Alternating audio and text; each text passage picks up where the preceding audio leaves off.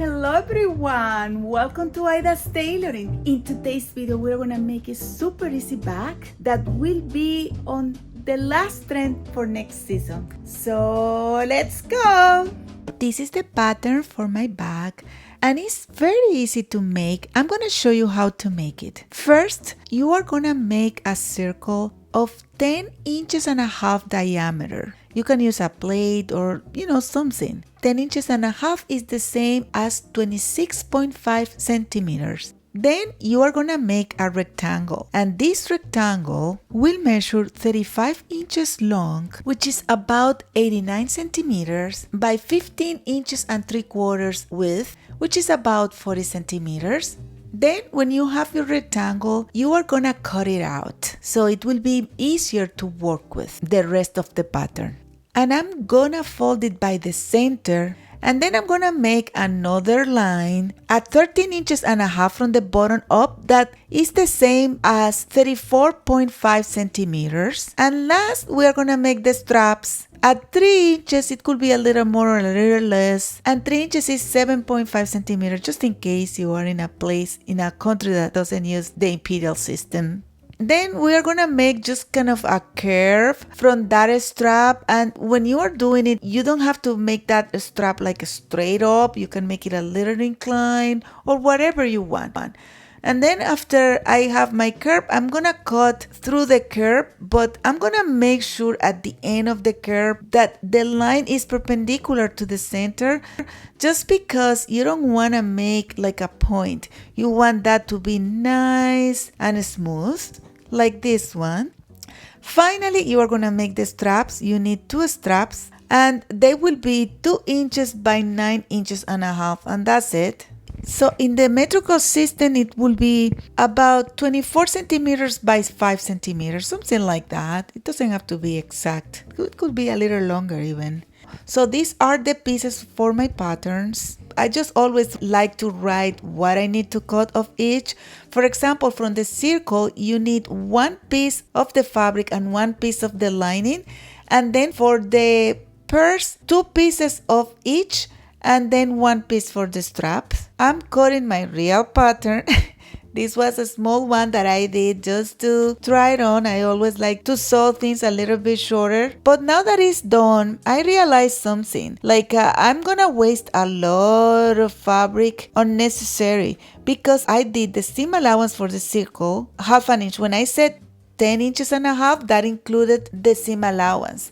So I'm gonna reduce the seam allowance to 1/4 inch in that arc, so my circle will fit better. So I'm gonna reduce the seam allowance in that arc. I'm gonna reduce it as well at the bottom of the purse, but you don't need to, honestly. But it's very important to reduce it at the circle. And that's it. My seam allowance now is 1/4 inch, and then everything fit in my pattern with the fabric.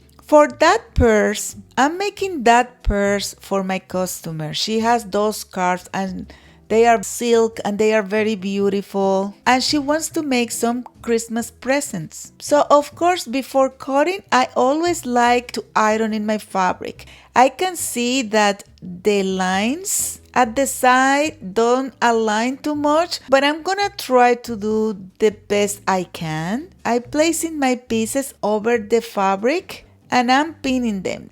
And then I'm gonna cut the top part. I don't want you to get confused, because I know that you can see the circle, but I didn't really cut the circle this time. I just put it there just to know that it will fit, because I need 1 piece of the circle only. Okay. And now I'm gonna cut the lining, and I'm gonna do exactly the same. I'm using the pieces that I already cut to cut the lining. That way I make sure that everything will be the same size and everything nice. Now I'm gonna go to my sewing machine, and I'm gonna start by sewing the sides of the purse.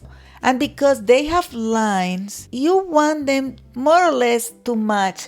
As I said before, I already sew with the material that they don't match. This is a handmade fabric, but I have a little trick that will help. I lower the tension on my thread, and I'm gonna put the 2 fabrics one on top of the other, and I try to align them the best I could. And then after that, I'm gonna go inside and I'm gonna sew it again. And that way I can remove the top stitch I did on top, and I have my two pieces together, very close to be good. As I said before, this one cannot be matched just because they are not exactly the same length, because this is a handmade job, you know. Then I'm gonna go and I'm gonna make the same at the other side. I'm trying to position the best I can the fabric, do my top stitch, and then I go inside and sew again. And that's it. I have my two pieces together, and I'm gonna go to my ironing board and I'm gonna give a quick press in my ironing board. And this is what I have. They look pretty decent. I think so, yes. Now I'm gonna do the same with my lining. I'm gonna sew the lining, the same two pieces at the sides. And again, I make sure to iron those seams flat first and then open later. And finally, I'm gonna make my straps before I assemble this bag. So as you can see, I cut about 2 inches width, but really I just want to make a half an inch with a strap. So there is a lot of seam allowance that I cut after. I don't know, I feel more confident and I feel secure, but you can do the way you prefer. I use a stick to ironing and it's great. Now that my straps are ironed, I can go back to my sewing machine and I'm gonna top stitch all around. And then I'm gonna sew it to the fabric of my bag at the top center, like you see. Now I'm gonna assemble my bag. What I need to do is to face the two right of the fabric together. So for that, I'm gonna make sure to insert the fabric inside of the lining, and then I'm gonna make sure that I can see the wrong side of the fabric of each one. That means exactly like the right sides are together. And I'm gonna go and sew all around. Because this is a big portion that I have to sew, I'm gonna make sure to pin it all around. I start from the center and then I'm going to the side and I'm placing pins about 3 inches distance in between them. And I did the same at the other side because I'm gonna sew the two sides like a 2U, but I'm not gonna sew the center. Like at the top of the U, you are not going to sew it now. I know that the way I'm sewing goes a little bit against of the directional stitch, but we will be okay. After I sew, as you can see, I make some notches at the curve so it curves a little nicer. And now I'm gonna confirm that everything is okay, just turning my back out. But I'm gonna turn it inside out again because I want to go to my ironing board and I want to iron that. And as I did before, I iron first flat and then I'm gonna iron with the seam open because I want to iron a third time at the edge. That way I make sure that my back will look nice. If you want, you can make a top stitch there, but you really don't need it. Now I'm gonna stitch the top part of the strap. I can see that one strap is a little bit bigger than the other, so I'm gonna fix it. I think the sewing wasn't that perfect with the seam allowance, with all the things I did, but it's okay. I'm just making sure now that they are the same size, and I'm gonna stitch this top in the easiest way to stitch it. Probably this is one of the worst. I can count 5 different ways that we can join those straps, okay? And I think this is probably the second easiest one. So as you can see, I put it together and I pin one complete strap with the top part of the second one. And I'm going to insert my hand in the side that has one opening, because I'm gonna pull the fabric through that side. And now that I have them all together, both together, I'm gonna pin all the 4 sides together. And to do that job that is not that bad, you need to try to go to the edge as much as possible. And then you are gonna sew all of them together. If you want just to have it a little bit better, fold the top part towards the back a little bit, like that, and stitch it. That will make the finishing a little bit better, or not that bad. Then I'm gonna turn back my purse, and you can see this is the result. This is how it looks. It doesn't look bad, not bad at all. Let me show you another one that I did it a little bit more correct. In this case, you see, you have the side completely straight and nice, and the center going well as well. Like this will be the best way. So if you want, I can show you how to do it this way as well. But I think for a bag, this way is good. I'm just replicating one, and this is the way they did, so I'm just doing this way.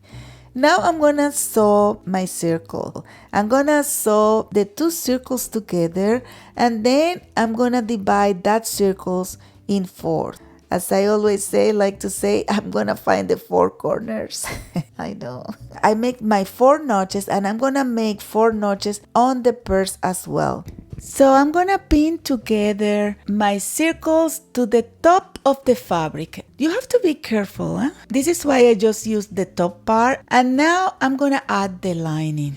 That way, if you go like a 1 by 1, it's a little bit better job.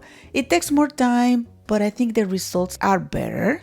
Now that it's on, I just need to search all that, and my purse is done. It was very easy, right? From 1 to 10. Again, let me know how easy it was. This is how the back look. And my back is done. Let me tighten. You see, it's so practical, so easy to do. It looks beautiful. This is 100% silk material too. So my customer told me that her friends will be very happy.